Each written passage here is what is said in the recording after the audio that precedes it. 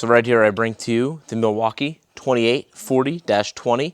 This is the brushless air compressor, 135 PSI, runs off of the M18 batteries. Just using a 5.0 in there right now. Doesn't even take 2 minutes to fill up. Typically I don't do reviews on products, but this thing is worth a mention. It is absolutely quiet. The air lasts for quite some time. The weight of it, portability, it is an awesome, awesome air compressor. It's only 300 bucks. I'd recommend to get one to anyone. Check this thing out. It's at 0 pounds right now. Listen to how quiet that is.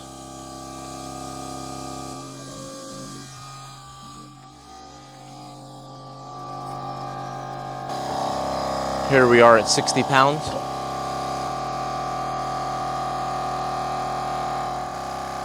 This battery is practically dead though. It's only got 1 bar. There's 90 pounds of air, and it's not even been a minute.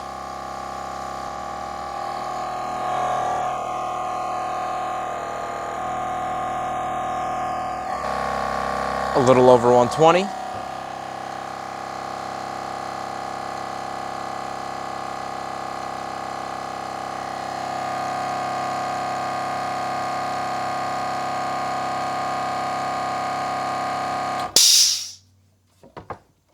And there we are, 135 pounds of air. Not even a minute and a half, 2 minutes to fill that up. You can go up to 130 on outlet pressure. I'm gonna do some testing right now with the framing nailer, 3.5-inch nails, just framing out a little wall. So let's check this thing out, see how long it takes for it to kick on. Putting this little 4 simple stud wall up.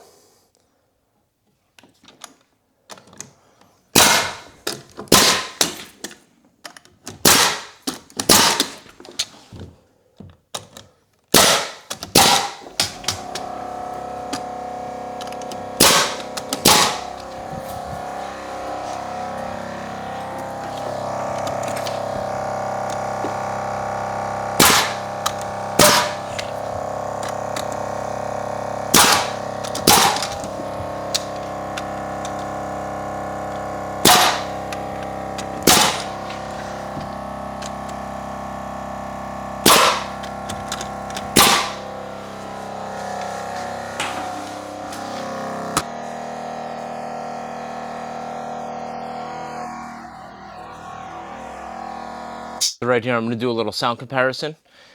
This is my rigid, awesome air compressor. You can take it apart, carry it, put the motor outside in the garage, take the tank upstairs, connect them with the hose. It's pretty loud though.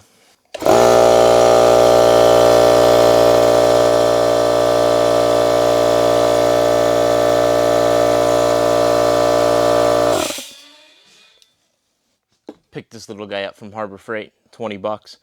Used to use it in my 4Runner when I was going off-roading. It's a little buzzy.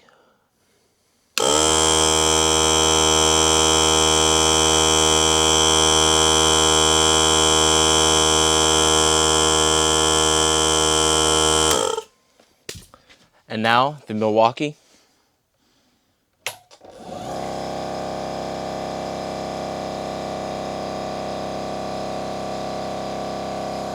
I'll kick these back on just for a reference, so you can hear them way over it.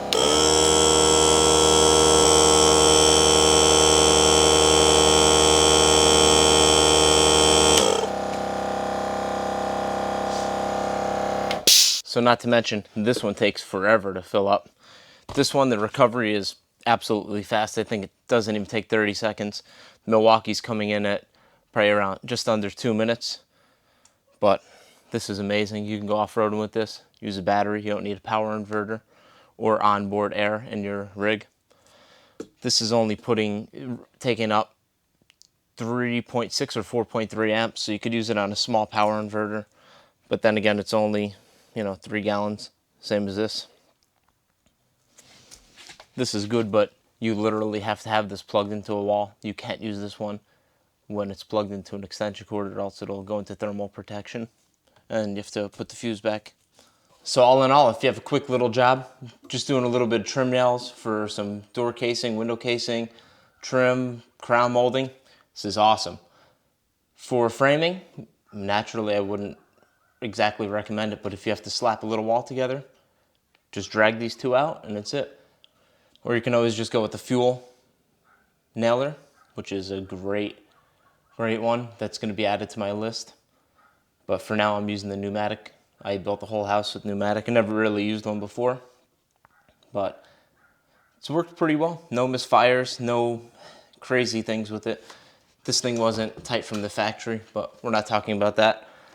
We're talking about this awesome, quiet, lightweight, portable, 135 pounds of air. This thing's great. I recommend it for anyone, especially off-roading, building, homeowner, for little DIY projects around the house. If you need a little blower in your garage, this thing's great.